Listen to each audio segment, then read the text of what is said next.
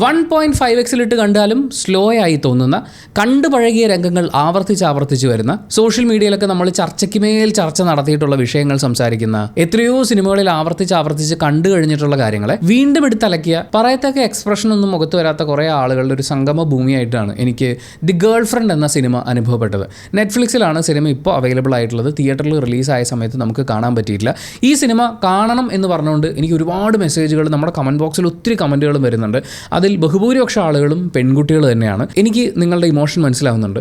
ഏത് പാർട്ടിലൊക്കെ ആയിരിക്കും നിങ്ങൾക്ക് ഈ സിനിമ കണക്റ്റ് ആയിട്ടുണ്ടാവുക, ഈ സിനിമയിലെ പ്രധാനപ്പെട്ട വിഷയങ്ങൾ, നമ്മൾ സംസാരിക്കേണ്ട കാര്യങ്ങൾ എന്തൊക്കെയാണ് എന്ന് നിങ്ങൾക്കൊരു ധാരണയുണ്ടാവും. അത് ഞാൻ മനസ്സിലാക്കുന്നുണ്ട്. ഈ സിനിമ കണ്ടപ്പോൾ നിങ്ങൾക്ക് ഫീൽ ചെയ്തിട്ടുള്ള നിങ്ങളുടെ ഇമോഷൻസിനെ ഞാൻ ക്യാൻസൽ ചെയ്ത് കളയല്ല. ആസ് എ സിനിമ ഇതെനിക്ക് എങ്ങനെ ഫീൽ ചെയ്തു എന്നുള്ള കാര്യം പറഞ്ഞതിന് ശേഷം നമുക്ക് ആ പ്രധാനപ്പെട്ട വിഷയത്തിനെക്കുറിച്ച് സംസാരിക്കാം. സിനിമയിലെ പോസിറ്റീവ്സിനെ കുറിച്ച് പറയാനാണെങ്കിൽ ഏറ്റവും പ്രധാനപ്പെട്ട പോസിറ്റീവ് രോഹിണി എപ്പിസോഡ് എന്നാണ് ഞാൻ അതിനെ വിളിക്കുക. ഇതിൽ രോഹിണി വരുന്ന കുറച്ച് സമയമുണ്ട്. ഈ സിനിമ ഒരു സിനിമ എന്നുള്ള രീതിയിൽ ഒരു പീക്ക് ലെവലിലേക്ക് പോകുന്നത്, അല്ലെങ്കിൽ എനിക്ക് ആ സാധനം ഭയങ്കരമായിട്ട് ഇഷ്ടപ്പെട്ടു. പെർഫോമൻസ് ഗംഭീരമായിരുന്നു. ആ സമയത്തെ കോസ്റ്റ്യൂം പരിപാടികൾ, വിഷ്വലി അവരത് ചെയ്തു വെച്ചിരിക്കുന്നത്, ആ സമയത്തുള്ള ബാക്ക്ഗ്രൗണ്ട് സ്കോർ, എല്ലാം കൊണ്ടും ദാറ്റ്സ് ട്രൂലി ഡിഫറെൻറ്റ്. ഞാൻ ഇതിനു മുമ്പ് മറ്റൊരു സിനിമയിൽ ഈ ഒരു സാധനം കാണിക്കുന്നത് കണ്ടിട്ടില്ല, അതും ഇങ്ങനെ കാണിക്കുന്നത് കണ്ടിട്ടില്ല. ഗംഭീരമായിരുന്നു. അത് പറയാണ്ടിരിക്കാൻ പറ്റില്ല. ഈ സിനിമയിൽ ഉടനീളം എനിക്ക് ഭയങ്കര ലെങ്തി ആയി തോന്നി എന്നൊക്കെ അങ്ങനെ ഫീൽ ചെയ്യുന്ന കുറേ വലിച്ചിൽ മൊമെൻറ്റുകളുള്ളപ്പോഴും ഈ ഒരു പെർട്ടിക്കുലർ സീൻ, അതും രശ്മികയും രോഹിണിയും ഫേസ് ടു ഫേസ് ഇരിക്കുന്ന സീൻ വേറെ ലെവലാണ്. രണ്ടാമത്തെ പോസിറ്റീവ്, ഇതിൽ രശ്മികയുടെ, നായികയുടെ ചൈൽഡ്ഹുഡ് സീൻസ് കാണിക്കുന്നുണ്ട്. ഈ ചൈൽഡ്ഹുഡ് എന്ന് പറയുന്നത് നമ്മൾ എന്ന് പറയുന്ന വ്യക്തിയെ നമ്മളിപ്പോൾ എങ്ങനെയാണെന്നുള്ളതിനെ ഡിഫൈൻ ചെയ്യുന്ന കാര്യങ്ങളാണ്. എന്തുകൊണ്ടാണ് നമ്മൾ ഇങ്ങനൊരു സിറ്റുവേഷനിൽ ഇങ്ങനെ ബിഹേവ് ചെയ്യുന്നതെന്നൊക്കെ പറയുന്നത് നമ്മുടെ ചൈൽഡ്ഹുഡിൽ കിടക്കുകയാണ്. അതിനെ സിനിമയിൽ കാണിച്ചിട്ടുണ്ട്. അതിന് എത്രത്തോളം പ്രാധാന്യമുണ്ടെന്ന് മനസ്സിലാക്കുന്ന ഒരാളാണ് ഇതിന് തിരക്കഥ എഴുതുന്നത്. അതിൻ്റെ ഒരു ക്വാളിറ്റിയാണ്. ആ ചൈൽഡ്ഹുഡ് സീൻസ്, ഒറ്റ സീനെന്തേ ഉള്ളൂ, ആ സീനിൽ തന്നെ അണ്ടർസ്റ്റുഡ് ആണ് ഇവളെങ്ങനെയാണ് വളർന്നിട്ടുള്ളത്. സ്നേഹം എന്ന് പറയുന്ന കാര്യത്തിനെ, അല്ലെങ്കിൽ കെയറിംഗ് എന്ന് പറയുന്ന കാര്യത്തെ ഇവൾ ഡിഫൈൻ ചെയ്യുന്നത് എങ്ങനെയാണെന്നും അതിൻ്റെ കാരണം എന്താണെന്നും കാരണക്കാരൻ ആരാണെന്നും ഒക്കെ വളരെ സിമ്പിളായിട്ട് മനസ്സിലാവുന്ന രീതിയിൽ ഗംഭീരമായിട്ട് കാണിച്ചു വെച്ചിട്ടുണ്ട്. മൂന്നാമത്തെ പോസിറ്റീവ്, വളരെ ടോക്സിക് ആയിട്ടുള്ളൊരു റിലേഷൻഷിപ്പിൽ നിന്ന് പുറത്ത് കടക്കുക എന്ന് പറയുന്നത് എന്തുമാത്രം പരവേശം ഉണ്ടാക്കുന്ന ഒരു കാര്യമാണ് എന്നുള്ളത് അടിപൊളിയായിട്ട് കാണിച്ചിട്ടുണ്ട്. എന്ന് വെച്ചാൽ അതിൻ്റെ ഒരു സീരിയസ് സൈഡ് നമ്മൾ ഇതിനു മുമ്പും കണ്ടിട്ടുണ്ട്. ഇതുപോലെ ടോക്സിക് ആയിട്ടുള്ള റിലേഷൻഷിപ്പിൽ നിന്ന് പുറത്ത് കിടക്കുക എന്നൊക്കെ പറയുന്നത്. പക്ഷേ അത് എത്രത്തോളം, ഏത് ലെവല് വരെ നമ്മളെ മോശക്കാരിയാക്കി കാണിച്ചേക്കാം എന്ന് പറയുന്നതിൻ്റെ ഏറ്റവും തീവ്രമായിട്ടുള്ള ലെവല് നമ്മൾ കാണുന്നുണ്ട്. ആ ടോക്സിസിറ്റി എന്ന് പറയുന്നത് ഒരു സുപ്രഭാതത്തിൽ എന്നോട് ദേഷ്യപ്പെട്ടു, അതുകൊണ്ട് അവൻ ടോക്സിക്കാണ് എന്ന് പറയുന്ന പോലെയല്ല. അത് ഏതൊക്കെ ലെവലിലാണ്, വളരെ മൈന്യൂട്ടായിട്ട് പയ്യെ തുടങ്ങി പിന്നെ അത് ഭയങ്കര പ്രശ്നമാവുന്ന രീതിയിൽ ആ ഗ്രോത്തും കാര്യങ്ങളൊക്കെ സിനിമയിലുണ്ട്. നാലാമത്തെ പോസിറ്റീവ്, ഈ സിനിമയിലെ നായകനായി വരുന്ന ആൾ കാണിച്ചു കൂട്ടുന്ന ആവേശങ്ങളെ ഒരു സ്ഥലത്ത് പോലും അവർ ഗ്ലോറിഫൈ ചെയ്തിട്ടില്ല. വേണമെങ്കിൽ അത്തരം സീനുകളിൽ കുറച്ച് മ്യൂസിക്കൊക്കെ ഇട്ട് ലാലാ എന്നൊക്കെ പറഞ്ഞ് നായികയ്ക്ക് സ്നേഹം തോന്നുന്ന, പ്രണയം തോന്നുന്ന, അവൾക്കത് കാണുമ്പോൾ ഒരു താല്പര്യം തോന്നുന്ന ആ രീതിയിലൊക്കെയും കാണിക്കാമായിരുന്നു. പക്ഷേ സിനിമയിൽ ഈ നായകൻ്റെ ഇൻട്രൊഡക്ഷൻ സീന് മുതൽ ഇങ്ങോട്ടേക്ക് ഒരു സ്ഥലത്ത് പോലും അവനെ ഗ്ലോറിഫൈ ചെയ്യാതെ എന്താണ് അവൻ ചെയ്യുന്നത്, അതിനകത്ത് പ്രശ്നം എന്താണ് എന്ന് കാണുന്നവർക്ക് മനസ്സിലാവുന്നത് പോലെ അത് അവതരിപ്പിച്ചിട്ടുണ്ട്. പിന്നെ ഓഫ് കോഴ്സ് ഇതിൻ്റെ മ്യൂസിക്കും വിഷ്വലും പരിപാടികളൊക്കെ നല്ലതായിരുന്നു. ഇവരുടെ പെർഫോമൻസുകളൊക്കെ നല്ലതായിരുന്നു. നല്ലതെന്ന് വെച്ചാൽ ഞാൻ പറയുന്നത് ഒരു ആവറേജ് ലെവൽ എന്നൊക്കെ ഉള്ളൂ. എനിക്കൊരു ഗംഭീര പ്രകടനം എന്ന് പറയുന്നത് രശ്മികയുടെ ഇതിനു മുമ്പുള്ള സിനിമകളൊക്കെ കണ്ടിട്ടുള്ളതുകൊണ്ടും അവരുടെ ആക്ടിങ്ങിൽ അവർ പിന്തുടരുന്നൊരു രീതി എനിക്ക് ഫീൽ ചെയ്തിട്ടുള്ളത് വെച്ചിട്ടും എനിക്ക് അത്ര ഗംഭീര പ്രകടനമായിട്ടൊന്നും തോന്നിയിട്ടില്ല. ആവറേജ് പ്രകടനങ്ങളൊക്കെ തന്നെയാണ്. Compared to other movies of Rashmika Mandanna, അവർ ഈ സിനിമയിൽ ബെറ്റർ ആയിട്ടാണ് പെർഫോം ചെയ്തിട്ടുള്ളത്. പക്ഷേ പ്രശ്നം എവിടെയെന്ന് വെച്ച് കഴിഞ്ഞാൽ എനിക്കിത് ഭയങ്കര സ്ലോ ആയിട്ടാണ് ഫീൽ ചെയ്തത്. പയ്യെ കാണിച്ച് നമുക്കറിയാം അടുത്ത സീനിൽ എന്താണ് വരാൻ പോകുന്നത്, ഇനി എന്താണ് ഇതിൽ ഇവർ കൊണ്ടുവരാൻ പോകുന്നത്, ഇത് ഇങ്ങനെയായിരിക്കാം അങ്ങനെയായിരിക്കും. കാര്യം നമ്മൾ ഇത്തരം ജീവിതാനുഭവങ്ങളിലൂടെ കടന്നു പോയിട്ടുണ്ട്. നമ്മൾ പല കാര്യങ്ങളും കണ്ടും കേട്ടും ഒക്കെ തന്നെയാണല്ലോ മുന്നോട്ട് പോകുന്നത്. സോഷ്യൽ മീഡിയ വളരെ ശക്തമായിട്ടുള്ളൊരു സമയത്താണ് നമ്മൾ ജീവിക്കുന്നത്. ഓരോരുത്തർ അവരവരുടെ അനുഭവങ്ങൾ എഴുതിയിടുന്നത്, അതിലൂടെയൊക്കെ നമ്മൾ ഇത്തരം ക്യാരക്ടേഴ്സിനെ കണ്ടിട്ടുള്ളതുകൊണ്ട് അടുത്ത് എന്താ വരാൻ പോകുന്നതെന്ന് വളരെ പ്രഡിക്റ്റബിളാണ്. പക്ഷേ ആ സാധനത്തിനും നമ്മൾ കാത്തിരിക്കണം. പയ്യെ ഇതിങ്ങനെ കാണിച്ച് പോവാം. ഞാൻ ഏതോ ഒരു പാട്ട് തുടങ്ങിയ സമയത്ത് ഈ പാട്ട് പെട്ടെന്ന് കോട്ടയെന്ന് വെച്ചിട്ട് അത് 1.5x ഇട്ടു നെറ്റ്ഫ്ലിക്സിലും കാണുമ്പോൾ. പക്ഷേ പിന്നീട് സിനിമയുടെ ഒരു വലിയ ഭാഗം കഴിയുമ്പോഴാണ് ഞാൻ റിയലൈസ് ചെയ്യുന്നത് ഞാൻ 1.5x കണ്ടുകൊണ്ടിരിക്കുന്നതെന്ന്. കാരണം അതിൻ്റെ സ്പീഡ് കൂടുതലായിട്ട് തോന്നുന്നില്ല. ഇവർ ഒരു സ്റ്റെപ്പ് എടുത്ത് വെക്കുമ്പോൾ ആലോചിച്ച് മുന്നോട്ടൊരു സ്റ്റെപ്പ് വെച്ച് എന്ന് പറയുന്ന പോലെ അങ്ങനെ പോവുകയാണ്. അപ്പോൾ നമ്മൾ 1.5x ഇടുമ്പോഴും അതൊരു നോർമൽ സ്പീഡിൽ പോകുന്ന സിനിമ പോലെയാണ് ഫീൽ ചെയ്തത്. പിന്നെ ഇതിൻ്റെ ക്ലൈമാക്സിൻ്റെ ആ എക്സ്റ്റെൻഡഡ് സംഭവം, അതിൽ കുറച്ച് വിയോജിപ്പുകളുണ്ട്. വിയോജിപ്പല്ല, അതിൽ ഈ റിയാലിറ്റിക്ക് അപ്പുറത്തേക്ക് നമുക്കത് കാണുമ്പോൾ ഒരു ഭയങ്കര രോമാഞ്ചവും പരിപാടിയൊക്കെ വരും. ഇപ്പോൾ വിക്രമാദിത്യൻ സിനിമയിൽ ഒരു ദിവസം ഡൽഹിയിൽ ചെന്നിറങ്ങുന്നു, PSC കോച്ചിങ്ങിന് പോകുന്നു, അവൻ പെട്ടെന്ന് IPS കാരനായി തിരിച്ചു വരുന്നു എന്ന് കാണുമ്പോൾ നമുക്ക് ഉണ്ടാകുന്ന ഒരു രോമാഞ്ചമുണ്ട്. എന്ന് പറയുന്ന പോലെ നമുക്കൊരു രോമാഞ്ചമൊക്കെ ഉണ്ടാക്കിക്കാൻ പറ്റുന്നതാണ്. പക്ഷേ അതെനിക്ക് അങ്ങോട്ടൊരു പഞ്ച് ഫീല് തോന്നിയില്ല. അങ്ങനെ മൊത്തത്തിൽ ആസ് എ സിനിമ എനിക്ക് കുറച്ച് വലിച്ചിലും അഴച്ചിലും ഒക്കെ ഫീൽ ചെയ്തെങ്കിലും അവിടെ ഇവിടെയൊക്കെ ആയിട്ട് കുറച്ച് ഗംഭീര സീനുകൾ ഇവർ ആഡ് ചെയ്ത് വെച്ചിട്ടുണ്ട്. ആ സീനുകളുടെ ക്വാളിറ്റി കൊണ്ട് ഈവൻ രോഹിണിയുടെ എപ്പിസോഡ് എനിക്ക് ഇപ്പോഴും നല്ല ഓർമ്മയുണ്ട് ആ സീൻ എങ്ങനെയാണെന്നുള്ളത്. ഞാൻ സിനിമ കണ്ടിട്ട് ഒരു ദിവസത്തിന് ഇപ്പുറം ആയി, അപ്പോഴും അത് ഓർത്തിരിക്കുന്ന അത്രയും ഗംഭീരമായിട്ട് അവർ ചെയ്തു വെച്ചിട്ടുണ്ട്. അങ്ങനത്തെ കുറച്ച് കാര്യങ്ങളൊക്കെ കൊണ്ട് ഇറ്റ്സ് എൻ ഓക്കെ വാച്ച്. ഞാൻ പറയുകയാണെങ്കിൽ നെറ്റ്ഫ്ലിക്സിൽ നിങ്ങൾക്ക് സബ്സ്ക്രിപ്ഷൻ ഉണ്ടെങ്കിൽ തീർച്ചയായും കണ്ടു നോക്കുക. ഇനി നമുക്ക് ഈ സിനിമയെക്കുറിച്ച് കുറച്ച് സീരിയസ് ആയിട്ട് സംസാരിക്കാൻ തോന്നുന്നു. അതിൽ കുറച്ച് സ്പോയിലർ എലമെൻറ്റുകൾ വരാനുള്ള സാധ്യതയുള്ളതുകൊണ്ട് സിനിമ കണ്ടിട്ടില്ലാത്ത ഒരാളാണെങ്കിൽ നിങ്ങൾ തുടർന്ന് കാണാതിരിക്കുക. ഒന്നാമത്തെ കാര്യം, ഞാൻ കറക്റ്റ് ഓർഡർ അനുസരിച്ചുള്ള കാര്യങ്ങളൊന്നും ആയിരിക്കില്ല സംസാരിക്കുക. ഫുൾ കഥയും പറയാൻ പോകുന്നില്ല. അപ്പോൾ ഞാൻ ഏത് സീനിനെ കുറിച്ചാണ് പറയുന്നത്, എന്താ പറയുന്നതെന്ന് നിങ്ങൾക്ക് മനസ്സിലാവണമെങ്കിൽ സിനിമ കണ്ടിട്ടേ ബാക്കി കേട്ടിട്ട് കാര്യമുള്ളൂ. എനിക്ക് ഒരു കാര്യം ക്ലിയർ ആക്കിയാൽ കൊള്ളാമെന്നുണ്ട്. നമ്മൾ ഈ ടോക്സിസിറ്റി എന്ന് പറയുന്നത്, റിലേഷൻഷിപ്പിലെ ടോക്സിക് ബിഹേവിയർ എന്ന് പറയുന്നത് അത് ആണുങ്ങളുടെ കുത്തകയല്ല. പല റിലേഷൻഷിപ്പുകളിലും ഇപ്പം ടോക്സിക് ആയിട്ടുള്ള ആണുങ്ങളുണ്ട്, ടോക്സിക് ആയിട്ടുള്ള പെണ്ണുങ്ങളുണ്ട്, ടോക്സിക് ആയിട്ടുള്ള ട്രാൻസ്ജെൻഡേഴ്സ് ഉണ്ട്. പലയിടത്തും നമുക്ക് കാണാൻ പറ്റും. പക്ഷേ ഡിഫറെൻറ്റ് രൂപത്തിലായിരിക്കും, ഡിഫറെൻറ്റ് രീതിയിലായിരിക്കും ഇതൊരു റിലേഷൻഷിപ്പിനെ കുളമാക്കുക, അല്ലെങ്കിൽ ആ റിലേഷൻഷിപ്പിൽ ഉൾപ്പെട്ട് നിൽക്കുന്ന മറ്റേ വ്യക്തിയെ വളരെ മോശമായിട്ട് ബാധിക്കുക എന്ന് പറയുന്നത്. പക്ഷേ നമ്മുടെ സിനിമകളിലൂടെ, മുഖ്യധാരാ മാധ്യമങ്ങളിലൂടെ ഇത്രയും നാൾ സെലിബ്രേറ്റ് ചെയ്തുകൊണ്ടിരുന്ന ഒരു പ്രൊട്ടക്ടർ ഇമേജിൽ അവതരിപ്പിക്കപ്പെട്ടിട്ടുള്ള പുരുഷനിലുള്ള ടോക്സിക് ബിഹേവിയേഴ്സിനെ ഇപ്പോഴത്തെ സിനിമകൾ വളരെ ഗംഭീരമായിട്ട് തുറന്നു കാണിക്കുക എന്ന് പറയുന്നത് അത് കാണുന്ന ഒരു ആശ്വാസമാണ്. അഗ്രഷൻ ഹീറോയിസമാണ്, കൺട്രോളിങ് പ്രൊട്ടക്ഷനാണ്, ഉപദ്രവിക്കൽ സ്നേഹം കൊണ്ടാണ് എന്നൊക്കെ ഉണ്ടായിരുന്ന കുറേ മുൻവിധികളെ ഇത്തരം സിനിമകളിലൂടെ പൊളിച്ചെഴുതുമ്പോൾ ആനിമലിൽ നമ്മൾ സെലിബ്രേറ്റ് ചെയ്ത, നമ്മളല്ല, ഒരു വലിയ വിഭാഗം ആളുകൾ സെലിബ്രേറ്റ് ചെയ്തിട്ടുള്ള ഒരു പുരുഷഭാവമുണ്ട്. അർജുൻ റെഡ്ഡി ഇന്നും ഒരു ആഘോഷമായി കൊണ്ടു നടക്കുന്ന ഒരു വിഭാഗം ആളുകളുണ്ട്. അവിടെയൊക്കെ കാണിച്ചിട്ടുള്ള ആ നായകൻ എന്നുള്ള ഇമേജിൽ അവതരിപ്പിച്ചിട്ടുള്ള അതിലെ ടോക്സിക് എലമെൻറ്റുകൾ എവിടെയാണ് ഇരിക്കുന്നത്? എന്തുകൊണ്ട് നമ്മൾ അതിനെ ആഘോഷിക്കാൻ പാടില്ല? എന്തുകൊണ്ടത് അവരുമായി റിലേഷൻഷിപ്പിലിരിക്കുന്ന ആളെ വളരെ മോശമായി ബാധിക്കുന്നു എന്നുള്ളത് ഈ സിനിമയിൽ ഒരു മറയും വെക്കാതെ തുറന്ന് കാണിക്കുന്നുണ്ട്. ഒരു റിലേഷൻഷിപ്പ് സ്റ്റാർട്ട് ചെയ്ത് കഴിയുമ്പോൾ അത് നന്നായി മുന്നോട്ട് പോകുമെന്ന് വിചാരിച്ചിട്ടാണല്ലോ നമ്മൾ നമ്മുടെ കംപ്ലീറ്റ് എഫേർട്ട് വിടുക. അവിടെ നമ്മൾ മെൻ്റലി ഇൻവോൾവ് ആണ്, ചിലപ്പോൾ ഫിസിക്കലി ഇൻവോൾവ് ആയി എന്ന് വരും. അങ്ങനെ മുന്നോട്ട് പോകുന്ന സമയത്ത് ഏതെങ്കിലും ഒരു പോയിന്റിൽ ഇത് ശരിയാവില്ല, ഇത് ഞാനെന്ന് പറയുന്ന വ്യക്തിക്ക് യോജിക്കാൻ പറ്റുന്നതല്ല, എൻ്റെ ഫ്യൂച്ചറിന് ചേരുന്നതല്ല, മെൻ്റലി എന്നെ വളരെയധികം ബുദ്ധിമുട്ടിക്കുന്ന ഒരു കാര്യമാണ് എന്ന് തോന്നുമ്പോൾ നോ പറഞ്ഞാൽ പിന്നെ തേപ്പുകാരിയാക്കും എന്ന് പറയുന്ന കാര്യം നമുക്കറിയാവുന്നതാണ്. നോ പറയുന്ന പെൺകുട്ടികളെ തേപ്പുകാരിയാക്കുന്ന ഒരു പാറ്റേൺ ഉണ്ടെന്നുള്ളത്. പക്ഷേ അതിൻ്റെ എക്സ്ട്രീം എത്രത്തോളമാണ്, ഈ സ്ലട്ട് ഷെയിം എന്ന് പറയുന്നതിൻ്റെ ഏറ്റവും ഭീകരമായിട്ടുള്ള വേർഷൻ എവിടെയാണെന്നുള്ളതും അതും ഈ സിനിമയിൽ കാണിക്കുന്നുണ്ട്. അങ്ങനെ നോ പറഞ്ഞു പോകുന്ന ഒരാളെ എങ്ങനെയാണ് ഏറ്റവും മോശം രീതിയിൽ ചേസ് ചെയ്യുക, അതിനുശേഷം ഉണ്ടാകുന്ന ഈ പകപോക്കൽ എങ്ങനെയാണ് മറ്റേ ആളുടെ മെൻ്റൽ ഹെൽത്തിനെ അതിഭീകരമായി ബാധിക്കുക എന്നുള്ളതും സിനിമയിൽ കാണിക്കുന്നുണ്ട്. രശ്മികയെ നമ്മുടെ നായക കഥാപാത്രം ചേസ് ചെയ്ത് കഴുത്തിന് പിടിച്ച് ഞെരിച്ചിട്ട് പറയുന്നൊരു ഡയലോഗുണ്ട്, നിന്നെ ഞാൻ ഒരിക്കലും വിടില്ലടി, എവിടെയൊക്കെ നീ പോകുന്നു അവിടെയൊക്കെ നിന്നെ ഞാൻ ഫോളോ ചെയ്യും, എൻ്റെ ഉള്ളിൽ സ്നേഹമുള്ളിടത്തോളം കാലം എന്നാണ് അവൻ പറയുന്നത്. ആക്ച്വലി അത് സ്നേഹമല്ല, അത് പകയാണ്. അവൻ അവളിൽ നിന്ന് പ്രതീക്ഷിച്ചു, അവൾക്കത് കൊടുക്കാൻ പറ്റില്ല, കാരണം അവളുടെ ജീവിതം നശിച്ചു പോകുന്നതാണ്. അവൾ നോ പറഞ്ഞു. അതിൻ്റെ പേരിൽ അവൻ അവളോട് ചെയ്യുന്നത് എന്താണ്, അല്ലെങ്കിൽ അവളെ എങ്ങനെയാണ് ചിത്രീകരിക്കാൻ ശ്രമിക്കുന്നത്? നമ്മുടെ നാട്ടിൽ അല്ലെങ്കിലും ഉള്ളൊരു രീതിയാണ്, ഒരു പെൺകുട്ടിയെ തളർത്താനോ തകർക്കാനോ അവളുടെ വളർച്ചയെ കട്ട് ചെയ്യാനോ ഒക്കെ വേണ്ടി എല്ലാവരും ഉപയോഗിക്കുന്ന മെയിൻ പരിപാടിയാണ് അവളുടെ സ്വഭാവ ദൂഷ്യത്തെക്കുറിച്ച് സംസാരിക്കുക. ഇപ്പം ഞാൻ പ്രകാശ് എന്ന് പറയുന്ന സിനിമയിൽ ഇവർ ഫഹദ് ഫാസിലും ഫ്രണ്ടും കൂടി ഒരു പെണ്ണ് കാണാൻ പോകുന്നു.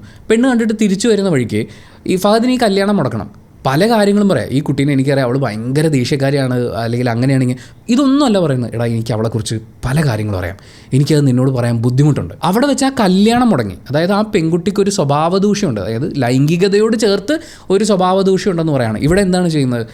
രശ്മിക മന്ദാനയുടെ ക്യാരക്ടർ അവളൊരു പോക്ക് കേസാണ്. ഈ പറച്ചിലൊക്കെ ഒരുപാട് പെൺകുട്ടികൾ അവരുടെ ജീവിതത്തിൻ്റെ പല സ്റ്റേജുകളിൽ കേട്ടിട്ടുണ്ടാവും.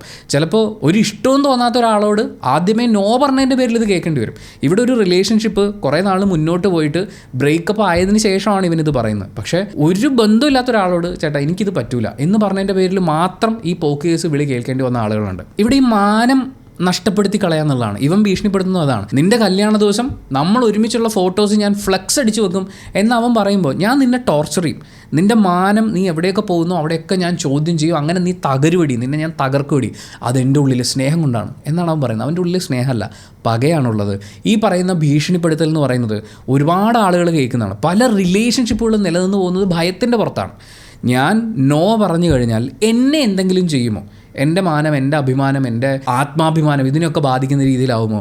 അതേപോലെ ഞാൻ നോ പറഞ്ഞാൽ അപ്പുറത്തുള്ള ആൾ എന്തെങ്കിലും ചെയ്തു കളയോ, അതായത് ആത്മഹത്യ ചെയ്യോ അല്ലെങ്കിൽ മറ്റെന്തെങ്കിലും രീതിയിൽ സ്വയം ഹേർട്ട് ചെയ്തിട്ട് ഭീഷണിപ്പെടുത്തുമോ? ഈ 2 പേടികൾ കൊണ്ടാണ് നമ്മുടെ നാട്ടിൽ പല റിലേഷൻഷിപ്പുകളും വേണ്ടാന്ന് വെച്ചിട്ടും പലരും കൊണ്ടുപോയിക്കൊണ്ടിരിക്കുന്നത്. അങ്ങനെയുള്ള ആളുകൾക്ക് ഈ സിനിമ കാണുമ്പോൾ ഒരു റിയലൈസേഷൻ ഉണ്ടാവുകയാണെങ്കിൽ അതൊരു നല്ല കാര്യമാണ്. കാരണം നമ്മളൊരു ടോക്സിക് ആയിട്ടുള്ള റിലേഷൻഷിപ്പിൽ ഇരിക്കുമ്പോൾ അവിടുന്ന് പുറത്തേക്ക് ഇറങ്ങാൻ തീരുമാനിക്കുമ്പോൾ മുതൽ നമ്മളെ ചേസ് ചെയ്യുക, നമ്മളെ അറ്റാക്ക് ചെയ്യുക, നമ്മളെ ഇല്ലാണ്ടാക്കാൻ ശ്രമിക്കുക, ഇങ്ങനെയുള്ള കുറേ കാര്യങ്ങളുണ്ടാവും. ചിലപ്പോൾ സെൽഫ് ഹാമിങ്ങും ഉണ്ടാവും. നമ്മളോട് അവർ പറയാം അത് സ്നേഹം കൊണ്ടാണെന്നാണ്. അത് സ്നേഹം കൊണ്ടല്ല, അത് റിവഞ്ചാണ്. ഇത് മനസ്സിലാക്കിയിട്ട് ഇവിടുത്തെ അൾട്ടിമേറ്റ് ആവശ്യം നമ്മുടെ സ്വന്തം മനസ്സമാധാനമാണ്, സന്തോഷമാണെന്ന് മനസ്സിലാക്കി നമ്മൾ അവിടുന്ന് പുറത്തേക്ക് വരണം. അതിന് ശേഷം ഉണ്ടാകുന്ന ഈ അറ്റാക്കിനെ നേരിടുക എന്ന് പറയുന്നത് കുറേ ആളുകൾക്ക് പേടിയുള്ളതായിരിക്കാം. പക്ഷേ ഇതിൽ രശ്മിക്ക് ഇതിൻ്റെ ഏറ്റവും അവസാനം പറയുന്ന ഒരു കാര്യമുണ്ട്. ഞാൻ നിൻ്റെ കൂടെ കിടന്നത്, നിൻ്റെ കൂടെ സമയം സ്പെൻഡ് ചെയ്തത്, അത് നമ്മൾ രണ്ടുപേരും മാത്രം അറിയാവുന്നൊരു കാര്യമാണ്. അത് ഞാൻ നിന്നോടുള്ള ട്രസ്റ്റിൻ്റെ പുറത്താണ് ആ സമയം സ്പെൻഡ് ചെയ്തിട്ടുള്ളത്. നീയാണത് ലോകം മുഴുവൻ വിളിച്ചു പറഞ്ഞുകൊണ്ട് നടന്നത്. അങ്ങനെ നോക്കുമ്പോൾ അവൻ ചതിയനാണ്. നമ്മളെപ്പോഴും പറയുകയെ ഒരാൾക്ക് നമ്മളോടുള്ള സ്നേഹം എത്രത്തോളം ഉണ്ടെന്ന് മനസ്സിലാക്കണമെങ്കിൽ നമ്മളും അയാൾ തമ്മിൽ തെറ്റണം. തെറ്റിക്കഴിയുമ്പോൾ അയാൾ നമ്മളെ എങ്ങനെ ട്രീറ്റ് ചെയ്യും എന്നുള്ളത് നോക്കിക്കഴിഞ്ഞാൽ മനസ്സിലാക്കാൻ പറ്റും അയാൾ നമ്മളെ എങ്ങനെ കണ്ടുകൊണ്ടിരുന്നതെന്ന്. കാരണം ഒന്നിച്ചു പോകാൻ പറ്റില്ല എന്ന് പറയുമ്പോൾ ശരി നീ നന്നായിട്ടിരിക്കാൻ നോക്ക്, വർക്കാവാത്തതിൽ എനിക്ക് സങ്കടമുണ്ട്, എനിക്ക് നല്ല സങ്കടമുണ്ട്, ഞാൻ ചിലപ്പോൾ കുറച്ച് നാൾ എൻ്റെ ഫ്രണ്ട്സിനോട് എവിടെയെങ്കിലും കറങ്ങാൻ പോകും, അല്ലെങ്കിൽ ഞാൻ ചിലപ്പോൾ വേറെ വഴിക്കൊക്കെ പോയി എന്ന് വരും, പക്ഷേ നിനക്ക് നല്ലത് വരട്ടെ എന്ന് ആശംസിക്കുന്നതിന് പകരം നിന്നെ നശിപ്പിച്ചു കഴിഞ്ഞാലേ എനിക്ക് സന്തോഷമാവുള്ളൂ. അവളുടെ റൂമിൻ്റെ ഫ്രണ്ടിൽ അവളെ ഏറ്റവും മോശമായി വരച്ച് വെച്ച് റേറ്റ് കാർഡ് എഴുതി കഴിഞ്ഞിട്ടാണ് 2 ദിവസമായി ഭക്ഷണം കഴിക്കാതിരുന്ന അവൻ വന്നിരുന്ന് ഭക്ഷണം കഴിക്കുന്നത്.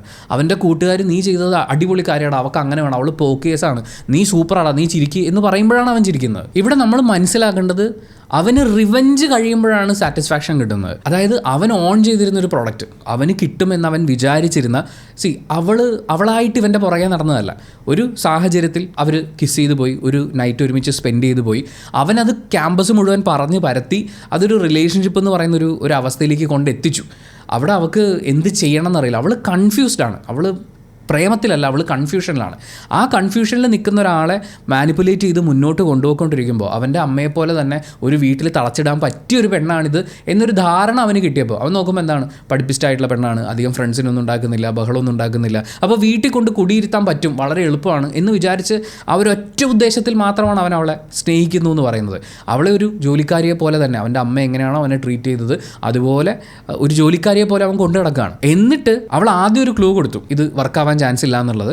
അവിടെ അവൻ റിയാക്ട് ചെയ്യുന്ന രീതി പ്രശ്നമാണെന്ന് തോന്നിക്കഴിഞ്ഞപ്പോൾ അവളത് മാറ്റി പറഞ്ഞു. രണ്ടാമത് വളരെ മാന്യമായി സമാധാനമായി മറ്റാരും കേൾക്കാത്തൊരു റൂമിലിരുന്ന് അവൾ ആ റിലേഷൻഷിപ്പിനെ ഹാൻഡിൽ ചെയ്യുന്നത് അങ്ങനെയായിരുന്നു. നമുക്കിടയിലുള്ളതാണ്, നമ്മുടെ വിശ്വാസമാണ്, നമ്മുടെ സ്നേഹമാണ്, നമ്മുടെ റിലേഷൻഷിപ്പാണ്, അത് ഇതിനുള്ളിൽ നിൽക്കണം. നീ കൊള്ളൂലടാ, നീ വൃത്തികെട്ടവനാണ്, നിൻ്റെ കൂടെ ജീവിക്കാൻ പറ്റില്ല എന്ന് കോളേജ് ക്യാമ്പസ് മുഴുവൻ അവൾ ഓടി കിടന്ന് പറഞ്ഞൊന്നുമില്ല, സമാധാനമായിട്ട് പറഞ്ഞു. അവനാണ് നാട്ടുകാർ മുഴുവൻ കേൾക്കത്തക്ക രീതിയിൽ നിനക്കെന്നെ വേണ്ട അല്ലേ, ഞാൻ നിന്നെ എത്രയാണ് സ്നേഹിക്കുന്നതെന്നറിയോ. ഇതൊക്കെ ആക്ച്വലി ഒരു മെൻ്റൽ ഡിസോർഡറാണ്. അങ്ങനത്തെ ഒരാളോടൊപ്പം അവൾ ജീവിക്കുക എന്ന് പറയുന്നത് അവളുടെ ജീവിതം ദുരന്തമാവുന്ന കാര്യമാണ്. അവനിവിടെ സ്വയം കാണുന്നത് അവനെ തന്നെ ഒരു പ്രൊട്ടക്ടറായിട്ടാണ്. അവനൊരു രാജാവ് കളിച്ചുകൊണ്ടിരിക്കുകയാണ്. എല്ലാ കാര്യങ്ങളും എനിക്കറിയാം, എനിക്കിതിങ്ങനെ ഡീൽ ചെയ്യാൻ പറ്റും, ഞാൻ ആഗ്രഹിക്കുന്ന പോലെ മുന്നോട്ട് പോയത്. അവൻ്റെ ഫ്രണ്ട് പോലും അവനോട് പറയുന്നുണ്ട്, നിനക്ക് വേണ്ടത് ഞങ്ങളെന്ന് പറയുന്ന ഫ്രണ്ട്സിനെയല്ല, ഞങ്ങളെപ്പോലെയുള്ള ഫ്രണ്ട്സിനെയാണ്. നീ എന്ത് പറയുന്നു അത് കറക്റ്റാണ് എന്ന് വിശ്വസിക്കുന്ന ഒരാളെയാണ് നിനക്ക് ആവശ്യം, അല്ലെങ്കിൽ അങ്ങനത്തെ ഒരു കൂട്ടത്തെയാണ് ആവശ്യം. നിനക്ക് വേണ്ടത് അവളെപ്പോലൊരു പെണ്ണിനെയാണ്, അല്ലാതെ അവളെയല്ല.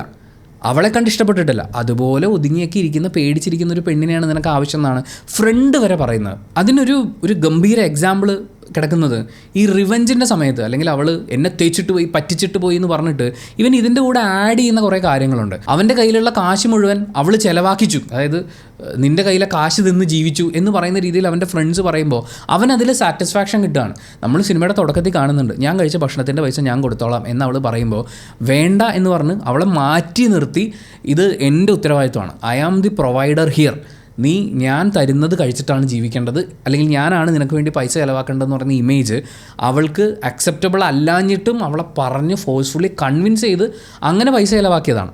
എന്നിട്ടാണ് ഈ പ്രണയം പൊട്ടിക്കഴിയുമ്പോൾ, അല്ലെങ്കിൽ ഇനി മുന്നോട്ട് പോകാൻ പറ്റില്ല എന്ന് മനസ്സിലാകുമ്പോൾ അവളെ കുറ്റപ്പെടുത്താൻ വേണ്ടി എൻ്റെ കയ്യിലെ പൈസ മുഴുവൻ അവൾ തിന്നു തീർത്തു എന്ന് പറയുന്നത്. അവളുടെ അച്ഛൻ്റെ മെക്കിട്ട് കയറാൻ അവളല്ല പറഞ്ഞത്, അവൾക്ക് വേണ്ടി അവളുടെ ഫ്രണ്ടിനോട് വഴക്കുണ്ടാക്കാൻ അവളല്ല പറഞ്ഞത്. ഇതിൽ ഏറ്റവും മനോഹരമായിട്ടുള്ളൊരു സീൻ എന്ന് പറയുന്നത്, അവളുടെ കാമുകനോടൊപ്പം ജീവിച്ചുകൊണ്ടേയിരിക്കുന്നു, രാവിലെ തൊട്ട് അവന് ഭക്ഷണം വാരി കൊടുക്കുന്നു, അവൻ്റെ മുറി വൃത്തിയാക്കുന്നു, അവൻ വിളിക്കുമ്പോൾ ഒക്കെ അവൻ്റെ കൂടെ പോകുന്നു, ഇങ്ങനെ മുന്നോട്ട് പോയിക്കൊണ്ടിരിക്കുമ്പോൾ അവൾ വിചാരിക്കുന്ന അവൾ ഹാപ്പിയാണെന്നാണ്. പക്ഷേ അവൾ ഫ്രണ്ട്സിൻ്റെ കൂടെ കുറച്ച് സമയം പുറത്ത് പോയി. ഫ്രണ്ട്സിൻ്റെ കൂടെ അവൻ്റെ ഫോണൊന്നും അറ്റൻഡ് ചെയ്യാതെ കുറച്ച് സമയം അവൻ്റെ കൺട്രോളിൽ നിന്ന് പുറത്തേക്ക് ഇറങ്ങി. ആ റിലേഷൻഷിപ്പിൽ നിന്ന് അവൾ ഒരു പോസ് ചെയ്ത് പുറത്തേക്ക് ഇറങ്ങുന്ന പോലെ അവൾ ഫ്രണ്ട്സിൻ്റെ കൂടെ പുറത്തിറങ്ങുമ്പോൾ കൂട്ടുകാർ ചോദിക്കുന്നുണ്ട്, ആർ യു റിയലി ഹാപ്പി എന്നുള്ളത് അവൻ്റെ കൂടെ. ആ ചോദ്യം അവളെ ഭയങ്കരമായിട്ട് ഹിറ്റ് ചെയ്യുന്നുണ്ട്.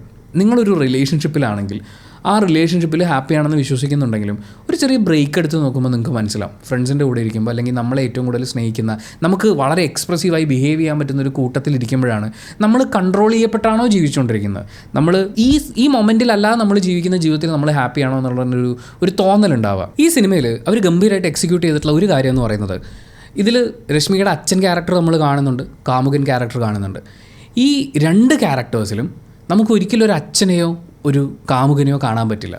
ഇവർ രണ്ടുപേരും പറഞ്ഞാൽ അനുസരിക്കുന്ന ഒരു പെണ്ണ്, അവർ അത്രയും നാൾ പല കാര്യങ്ങൾ ഉപയോഗിച്ചുകൊണ്ട് അവരുടെ കൺട്രോളിൽ നിർത്തിയിട്ടുള്ളൊരു പെണ്ണ്. ഇപ്പം രശ്മിക കുഞ്ഞായിരുന്ന സമയത്ത് ആൻറ്റി വളരെ സിമ്പിളായിട്ടാണ് ചോദിച്ചത്, മോളെ എൻ്റെ വീട്ടിലേക്ക് വരുന്നു എന്ന് ചോദിച്ചാൽ ഞാൻ വന്നേക്കാം എന്ന് അവൾ പറഞ്ഞൊരൊറ്റ പോയിന്റ് ചെയ്യുന്നത്, ഞാൻ ഇത്രയൊക്കെ നിനക്ക് വേണ്ടി ചെയ്തിട്ടും നിനക്ക് എന്നെ വേണ്ടതല്ലേ എന്ന് ചോദിക്കുന്ന, എന്ന് ഇമോഷണലി തളർത്താൻ ശ്രമിക്കുന്ന ഒരച്ഛനാണ് അവിടെ ഉള്ളത്. ഇത് തന്നെയാണ് ബോയ് ഫ്രണ്ടും പറയുന്നത്, ഞാൻ ഇത്രയൊക്കെ നിനക്ക് ചെയ്ത് തന്നിട്ടും നിനക്ക് എന്നെ വേണ്ടതല്ലേ.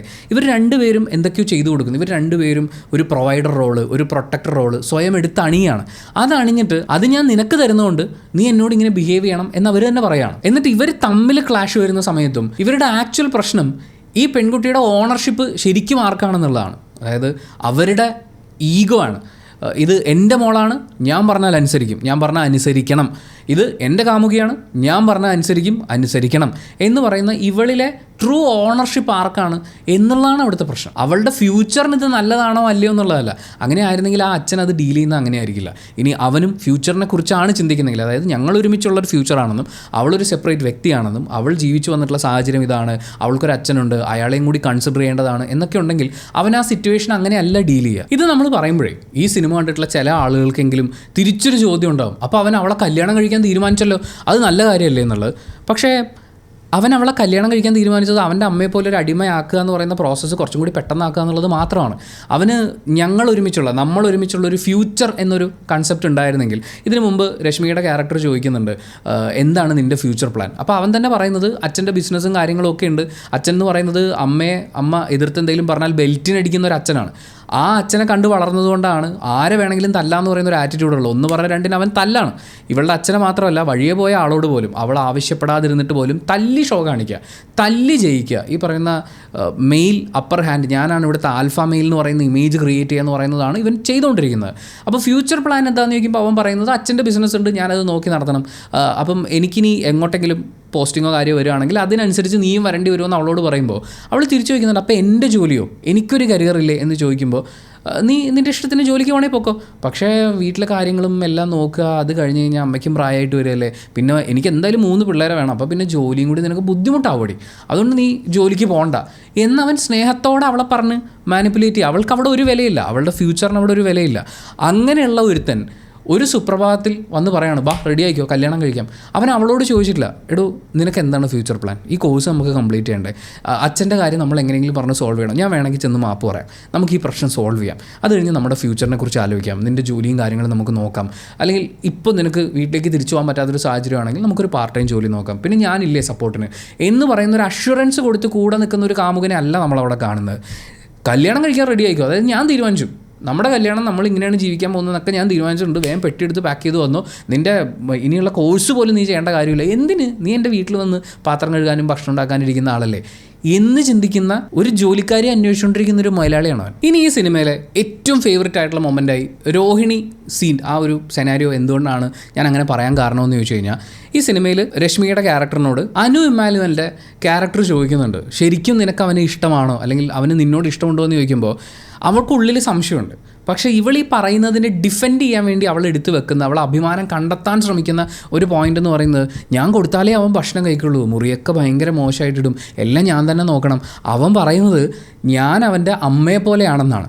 ഇതിൽ അവളൊരു സന്തോഷവും ആനന്ദവും കണ്ടെത്തുന്നുണ്ട്. നമ്മൾ സിനിമകളൊക്കെ എടുത്ത് നോക്കുകയാണെങ്കിൽ ഈ അമ്മ മകൻ സ്നേഹമൊക്കെ കാണുമ്പോൾ അതിനോട് ഇഷ്ടം തോന്നി. ഇപ്പോൾ ഏറ്റവും ലാസ്റ്റ് ഒരു ഭയങ്കര കാമുകൻ എന്ന് പറയുന്ന സിനിമ കണ്ടപ്പോൾ അതിൽ നായികയ്ക്ക് നായകനോടൊരു അട്രാക്ഷൻ തോന്നുന്നത് ഇത്രയും പ്രായമായിട്ടും അമ്മ കെട്ടിപ്പിടിക്കുന്നു, ഉമ്മ വെച്ചിട്ട് പോകുന്നു. അപ്പോൾ അമ്മയെ നന്നായി നോക്കുന്നൊരു പയ്യൻ, അല്ലെങ്കിൽ അമ്മയ്ക്ക് ഇപ്പോഴും ഭയങ്കര സ്നേഹമുള്ള അങ്ങനെയുള്ളൊരു പയ്യൻ, അത് കാണുമ്പോൾ കേൾക്കുമ്പോൾ നമ്മുടെ നാട്ടിൽ ഇപ്പം ആമ്പിള്ളേരെല്ലാവരും പൊതുവെ അമ്മമാരെക്കുറിച്ച് നല്ല അഭിപ്രായമാണ് പറയുക, ഭയങ്കര സ്നേഹത്തിലാണ് അമ്മമാരെക്കുറിച്ച് സംസാരിക്കുക. അപ്പോൾ ഇത് കേൾക്കുന്ന പെൺകുട്ടിയും വിചാരിക്കുക അവൻ അമ്മയെ ഇത്രയും നന്നായി നോക്കുന്നു, അപ്പോൾ എന്നെയും നന്നായി നോക്കും എന്നൊക്കെ പറയുന്ന പോലെ. ആൻഡ് ഇവൻ പറയുന്നുണ്ടല്ലോ, നീ എൻ്റെ അമ്മ എന്നെ നോക്കുന്ന പോലെയാണ് നോക്കുന്നതെന്ന് പറയുമ്പോൾ ഇവളുടെ മനസ്സിലൊരു അമ്മയുണ്ട് വളരെ നന്നായി നോക്കുന്നത്. ഇവൾക്ക് ഓൾറെഡി കുട്ടിക്കാലത്ത് അമ്മയില്ല. അപ്പോൾ ഇവൾ അമ്മ എന്ന് പറയുന്ന ഒരു കൺസെപ്റ്റിൽ ഭയങ്കര സ്നേഹത്തോടു കൂടി ഇവൻ, ബഹുമാനത്തോടു കൂടി ഇവൻ ഡീൽ ചെയ്യുന്ന ഒരു പേഴ്സണാലിറ്റി എന്ന് പറയുന്നതാണ്. ഇവൻ്റെ വീട്ടിൽ ചെന്ന് കയറുന്ന മൊമെൻറ്റിലാണ് ഇവൾക്ക് മനസ്സിലാവുന്നത് ഇവൻ ഈ അമ്മ എന്ന് പറയുന്ന ഇമേജ് എന്താണെന്നുള്ളത്. ആ അമ്മ എത്രത്തോളം മോശമായിട്ടാണ് അവിടെ ട്രീറ്റ് ചെയ്യപ്പെട്ടുകൊണ്ടിരുന്നതെന്ന്. അവരുടെ കുട്ടിക്കാലത്തെ ഫോട്ടോസ് എടുത്ത് മറിച്ചുകൊണ്ടിരിക്കുമ്പോൾ അവൾ അറിയാതെ തന്നെ പറയുന്നുണ്ട്, എന്തൊരു ക്യൂട്ടായിരിക്കുന്നു, നിങ്ങൾ ഭയങ്കര കുസൃതിക്കാരിയായിരുന്നല്ലോ, പിന്നെ എന്താ ഇപ്പോൾ ഇങ്ങനെ എന്ന് അവൾ അറിയാതെ ചോദിച്ചു പോകുന്നതാണ്.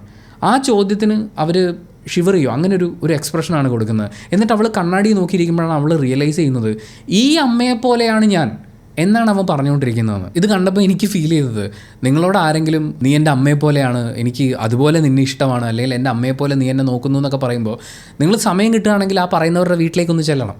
അവിടെ ചെന്നിട്ട് അവരുടെ അമ്മ എങ്ങനെയാണ് അവിടെ ജീവിക്കുന്നതെന്ന് നോക്കണം, അവരുടെ ഇമോഷൻസ് എങ്ങനെയാണ് അവർ എക്സ്പ്രസ് ചെയ്യുന്നതെന്ന് നോക്കണം, അവരെങ്ങനെയാണ് ട്രീറ്റ് ചെയ്യപ്പെട്ടിരിക്കുന്നത് എന്നുള്ളത് നമുക്ക് മനസ്സിലാക്കാൻ പറ്റും. ചില വീടുകളിൽ ചെല്ലുമ്പോൾ ഞാൻ ശ്രദ്ധിച്ചിട്ടുള്ളത്, ഫ്രണ്ടിൽ അല്ലെങ്കിൽ ഇപ്പോൾ നടുക്കത്തെ റൂമിലൊക്കെ ആണെങ്കിലും ഈ അച്ഛൻ ഫിഗർ അവിടെ ഇരിപ്പുണ്ടാവും.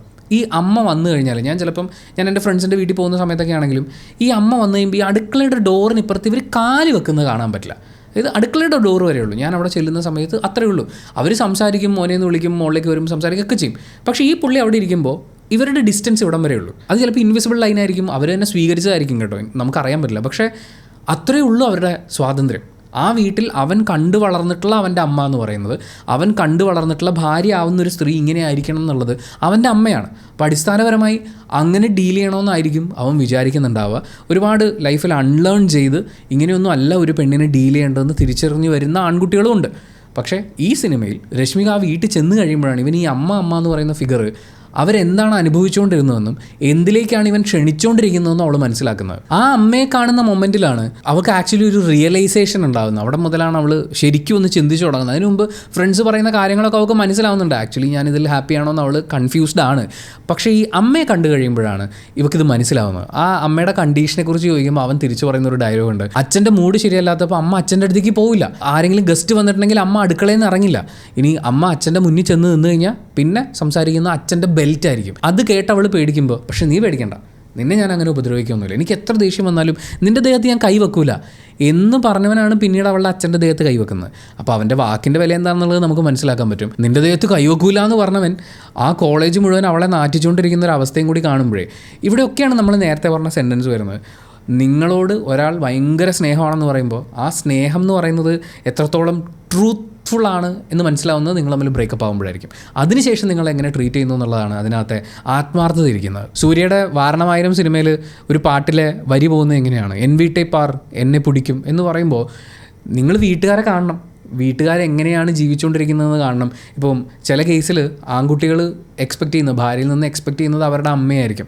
പക്ഷേ പെൺകുട്ടികൾ എക്സ്പെക്റ്റ് ചെയ്യുന്നത് അവർക്കൊരിക്കലും അവരുടെ അമ്മയെ പോലെ ആവണ്ടെന്നായിരിക്കും. ഇത് പരസ്പരം മനസ്സിലാക്കണം. അതിന് രണ്ടുപേരും, നിങ്ങളൊരു പ്രണയത്തിലൊക്കെ ആണെങ്കിൽ പരസ്പരം മനസ്സിലാക്കുക എന്ന് പറയുന്നത് അവരുടെ വീട്ടുകാരെ കൂടി മനസ്സിലാക്കുക എന്നുള്ളതുണ്ട്. എങ്ങനെയാണ് ഇവർ ഫ്യൂച്ചറിനെ നോക്കിക്കാണുന്നതെന്നുണ്ട്. അത്തരം ഡിസ്കഷൻസ് നടക്കണം. ആ ഡിസ്കഷൻസ് നടക്കുമ്പോഴൊക്കെ ഇവർക്ക് മനസ്സിലാവുന്നുണ്ട് ഇത് ശരിയാവില്ല എന്ന്. പിന്നെ ഈ സിനിമയെക്കുറിച്ച് സംസാരിക്കുമ്പോൾ നമ്മളൊട്ടും വിട്ടുപോകാൻ പാടില്ലാത്തൊരു കാര്യം എന്ന് പറയുന്നത്, ഇവളുടെ ഈ സിറ്റുവേഷനെ മനസ്സിലാക്കുന്ന കൃത്യമായ സമയങ്ങളിൽ അവൾക്ക് കൃത്യമായ ഒരു ഗൈഡൻസ് കൊടുക്കുന്ന ആളുകളാണ്.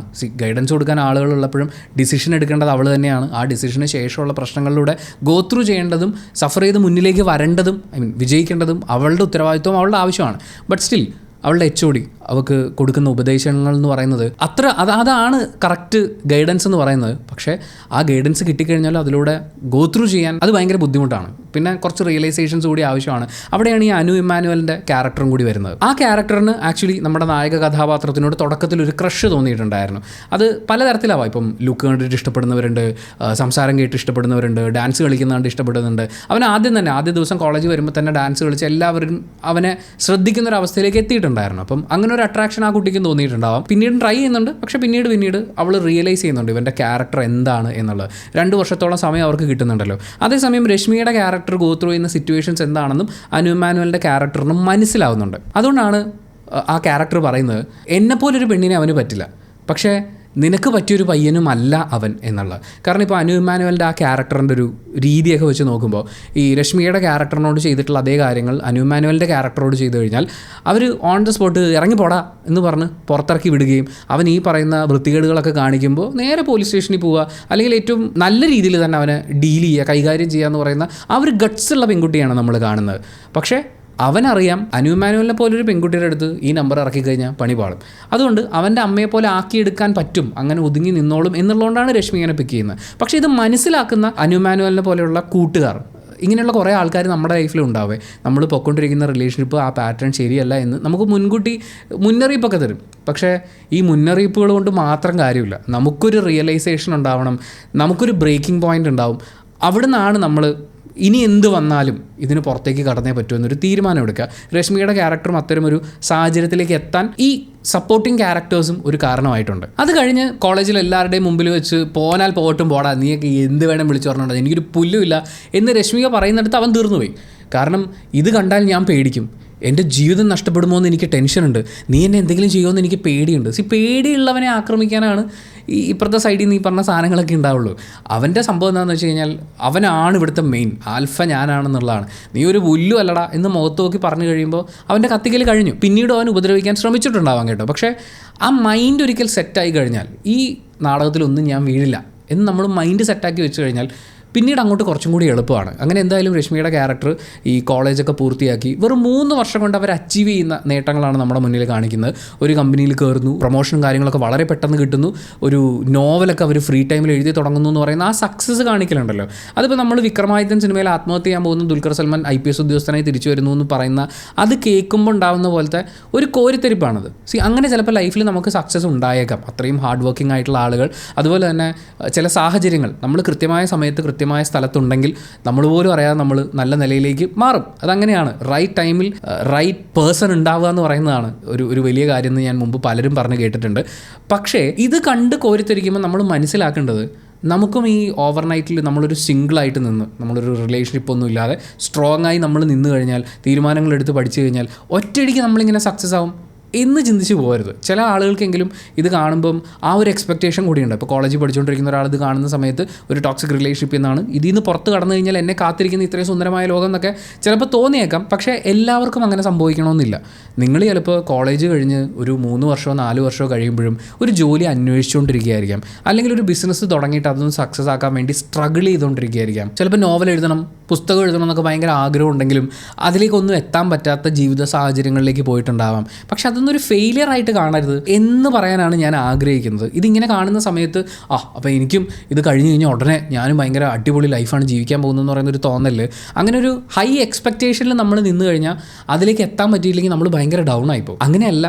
ഈ സിനിമയിൽ നിന്ന് നമ്മൾ എടുക്കേണ്ടുന്ന കാര്യം എന്ന് പറയുന്നത് ഒരു വളരെ ടോക്സിക് ആയിട്ടുള്ള റിലേഷൻഷിപ്പ്, അതിൽ നിന്ന് എക്സിറ്റ് ആവേണ്ടതിൻ്റെ ഒരു ആവശ്യകത നമ്മൾ തിരിച്ചറിയുക. ഒരു റിലേഷൻഷിപ്പിലായിരിക്കുന്ന സമയത്ത് നമ്മൾ അവെയർ ആയിരിക്കുക.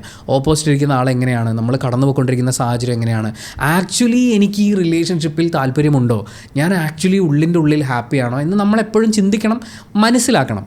അതിൽ നമ്മൾ അവെയർ ആയിരിക്കണം എന്നുള്ളതാണ് ഈ സിനിമയിൽ നിന്ന് എടുക്കാനുള്ള പ്രധാനപ്പെട്ട കാര്യം എന്നാണ് ഞാൻ മനസ്സിലാക്കുന്നത്. പിന്നെ ഇതുപോലെയുള്ള പേടിപ്പിക്കൽ പരിപാടികളും സ്ലട്ട് ഷെയ്മിങ് ഭീഷണികളും ഒക്കെ ആയിട്ട് വരുന്ന ആളുകളെ നമുക്ക് ഡീൽ ചെയ്യാൻ പറ്റും. നിയമപരമായി അതിനുള്ള സപ്പോർട്ട് നമുക്കിവിടെ ലഭ്യമാണ്. വളരെ സ്ട്രോങ് ആയിട്ട് അതിനെ ഡീൽ ചെയ്ത് ഇപ്പം അങ്ങനെ ഫ്ലക്സ് അടിക്കാൻ വരുന്ന ഒരുത്തനെ നോക്കി പുച്ഛിക്കുന്നൊരവസ്ഥയിലേക്ക് മാറിയിട്ടുള്ള ഇത്തരം ടോക്സിക് ബിഹേവിയേഴ്സിൽ നിന്നൊക്കെ അൺലേൺ ചെയ്ത് വന്നിട്ടുള്ള ഒത്തിരി ആൺകുട്ടികൾ നമ്മുടെ ഈ ലോകത്തുണ്ട്. അപ്പോൾ അങ്ങനെ ഒരു ടോക്സിക് റിലേഷൻഷിപ്പിനെ പേടിച്ച് അതിൽ തുടരേണ്ട ആവശ്യമില്ല. പക്ഷേ അതിൽ നിന്ന് പുറത്ത് കടന്ന് ജസ്റ്റ് 3 വർഷം കഴിയുമ്പോഴേക്കും സ്വന്തമായി കാർ ഓടിച്ച് വിദേശ രാജ്യങ്ങളിലൊക്കെ സന്ദർശിച്ച് ഇഷ്ടംപോലെ കാശൊക്കെ കയ്യിൽ വന്ന് അങ്ങനെ പോകുന്ന രശ്മികയെ സിനിമയിൽ കാണുമ്പോൾ ചിലപ്പം നമ്മളീ പറയുന്ന 3, 4, 5, 6 വർഷം കഴിയുമ്പോഴും ഒരു ജോലി കിട്ടാൻ വേണ്ടി സ്ട്രഗിൾ ചെയ്യായിരിക്കാം. നമ്മുടെ ജീവിതം ഭയങ്കര ഒരു സ്ട്രഗ്ലിംഗ് ഫേസിലായിരിക്കാം. അപ്പോൾ പോലും നമ്മൾ ചിന്തിക്കേണ്ടത് നമ്മൾ ഈ പറയുന്നൊരു വളരെ ടോക്സിക് ബിഹേവിയർ ഉള്ള ഒരു റിലേഷൻഷിപ്പിലല്ലല്ലോ, അവിടുന്ന് പുറത്ത് കിടക്കാൻ നമുക്ക് പറ്റിയല്ലോ. നമ്മളിപ്പോൾ സേഫാണല്ലോ, നമ്മളിപ്പോൾ പീസ്ഫുള്ളായിട്ടുള്ളൊരു അറ്റ്മോസ്ഫിയറിലാണല്ലോ. അങ്ങനെ ഒരു റിലേഷൻഷിപ്പിലാണെങ്കിൽ ഈ സ്ട്രഗ്ലിംഗ് ഫേസിലേക്ക് പോലും നമുക്ക് എത്താൻ പറ്റില്ല. ഇതിനേക്കാൾ വലിയൊരു സ്ട്രഗിളിൽ നമ്മൾ ലോക്കായി പോയിട്ടുണ്ടാകും. അവിടുന്ന് പുറത്ത് കിടക്കാൻ പറ്റിയിട്ടുണ്ടല്ലോ എന്ന് പറയുന്നൊരു റിയലൈസേഷനാണ് നമുക്ക് ആവശ്യമായിട്ടുള്ളത്. ഈ ഓവർനൈറ്റ് സക്സസ് എന്ന് പറയുന്നത് സംഭവിച്ചാൽ നല്ല കാര്യം കേട്ടോ. പക്ഷേ എല്ലാവർക്കും സംഭവിക്കണമെന്നില്ല. അങ്ങനെ സംഭവിക്കാതിരിക്കുമ്പോഴും നമ്മൾ ഏറ്റവും മോശമായിട്ടുള്ളൊരു റിലേഷൻഷിപ്പിൽ സ്റ്റക്കായിട്ടില്ലല്ലോ എന്നുള്ളൊരു സമാധാനം ഇപ്പുറത്തെ സൈഡിൽ കണ്ടെത്താൻ പറ്റണം. നിങ്ങളുടെ നല്ലൊരു ലൈഫിന് വേണ്ടി അധ്വാനിക്കാൻ, സന്തോഷത്തിനും സമാധാനത്തിനും വേണ്ടി വർക്ക് ചെയ്യാൻ നിങ്ങളിവിടെ അവശേഷിക്കുന്നു, നിങ്ങളുടെ മെൻ്റൽ ഹെൽത്ത് ഇവിടെ അവശേഷിക്കുന്നു എന്നുള്ളത് അതൊരു വലിയ പോസിറ്റീവ് ഘടകമായിട്ട് കാണണം. ഏറ്റവും അവസാനം രശ്മിക ആ സിനിമയിൽ സ്റ്റേജിൽ എന്ന് പറയുന്ന ഡയലോഗിൻ്റെ ഇമ്പോർട്ടൻസും കൂടി പറഞ്ഞിട്ട് നമുക്ക് അവസാനിപ്പിക്കാൻ തോന്നുന്നു. എന്നെ തേടി എനിക്ക് പറ്റുന്ന എൻ്റെ എല്ലാ കാര്യങ്ങളും മനസ്സിലാക്കി എന്നെ സ്വീകരിക്കുന്ന ഒരു പാർട്ട്ണറെ എനിക്ക് കിട്ടിയേക്കാം, പക്ഷേ കിട്ടിയില്ലെങ്കിലും ഞാൻ നല്ല അന്തസ്സായിട്ട് തന്നെ ജീവിക്കും എന്നവൾ പറയുന്ന സമയത്ത് അവൻ പേടിപ്പിച്ചുകൊണ്ടിരിക്കുന്നത് മുഴുവൻ നിന്നെക്കുറിച്ച് ഞാൻ മോശമായിട്ട് ഞാൻ എല്ലാവരോടും പറഞ്ഞിട്ട് നടക്കൂടി, നിൻ്റെ കുടുംബജീവിതം കുളമാക്കും. അവൾ എല്ലാവരുടെയും മുമ്പിൽ വിളിച്ച് പറഞ്ഞു, ഞാൻ അവനെ കിസ് ചെയ്തിട്ടുണ്ട്, ഞങ്ങൾ ഒരുമിച്ച് കിടന്നുറങ്ങിയിട്ടുണ്ട്. അതവൾ പറഞ്ഞു കഴിയുമ്പോൾ പിന്നെ അവനൊന്നുമില്ല പേടിപ്പിക്കാൻ വേണ്ടിയിട്ട്. അവളെ മനസ്സിലാക്കുന്ന, ഉൾക്കൊള്ളാൻ പറ്റുന്ന ഒരു പാർട്ട്ണറെ കിട്ടിയില്ലെങ്കിലും അവൾ സന്തോഷമായി ജീവിക്കുമെന്ന് പറയുമ്പോൾ അൾട്ടിമേറ്റ്ലി സന്തോഷമായി സമാധാനമായി നമുക്ക് സ്വന്തം കാലിൽ ഇൻഡിപെൻഡൻ്റ് ആയിട്ട് ജീവിക്കാൻ പറ്റുക എന്ന് പറയുന്നത്, അല്ലെങ്കിൽ ഇങ്ങനത്തെ ഒരു റിലേഷൻഷിപ്പിലൊന്നും പോയി പെടാതെ, അല്ലെങ്കിൽ പെട്ടിട്ടുണ്ടെങ്കിൽ അവിടുന്ന് രക്ഷപ്പെട്ട് വന്നിട്ട് സന്തോഷമായി സമാധാനമായി ജീവിക്കാൻ പറ്റുമെന്നുള്ള ആ റിയാലിറ്റിയെ നമ്മൾ ഈ സിനിമയിൽ നിന്ന് എടുക്കണമെന്നാണ് ഞാൻ മനസ്സിലാക്കുന്നത്. സോ ഈ സിനിമ കണ്ടു കഴിഞ്ഞപ്പോൾ നിങ്ങൾ ഉള്ളിലേക്ക് എടുത്ത കാര്യം എന്താണ്? നിങ്ങളുടെ ഫേവറേറ്റ് ആയിട്ടുള്ള കാര്യം എന്താണ്? ഞാൻ പറഞ്ഞതിൽ അത് ഉൾപ്പെടാതിരുന്നിട്ടുണ്ടെങ്കിൽ തീർച്ചയായിട്ടും അത് കമൻറ്റ് ബോക്സിൽ രേഖപ്പെടുത്തുക. Thank you so much for watching this video. Video ഇഷ്ടപ്പെട്ടാൽ ലൈക്ക് ചെയ്യുക, കമൻറ്റ് ചെയ്യുക, ഷെയർ ചെയ്യുക. സബ്സ്ക്രൈബ് ചെയ്യുന്ന കാര്യവും ഹൈപ്പ് ചെയ്യുന്ന കാര്യവും നിങ്ങൾക്ക് ഉപകാരം ഉണ്ടായെന്ന് തോന്നുകയാണെങ്കിൽ പരിഗണിക്കുക.